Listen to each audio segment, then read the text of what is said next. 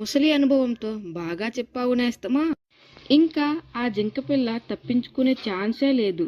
పద అంటూ తొందర చేసింది సింహం. చిరుతపులి తెలివిగా వేటాడడం మొదలుపెట్టాయి. అప్పుడు ఆ జింకపిల్ల దొరికిపోయింది. దానితో ఆ రెండిటికి సంతోషానికి అడ్డే లేదు. అయితే ఆ సింహం చిరుతతో ఇలా అన్నది. మిత్రమా, కలిసి వేటాడాలనే ఆలోచన వచ్చింది నాకే కదా, అందుకు ముందు నేనే తింటాను. ఆ మాటలు విన్న చిరుతకు ఎక్కడలేని కోపం వచ్చింది. అయినా కంట్రోల్ చేసుకొని, మిత్రమా, అసలు ఇక్కడ ఉన్నది చిన్న జింకపిల్ల. ముందు నువ్వు తింటే నాకేం మిగులుతుంది? ఇద్దరం కలిసి వేటాడాం కాబట్టి ఇద్దరం కలిసి తిందాం అని చెప్పింది. అలా ఆ రెండిటికి మాట పెరిగింది. సింహం తన పంతాన్ని వదలలేదు. తానే తింటానని మొండికేసి కూర్చోంది.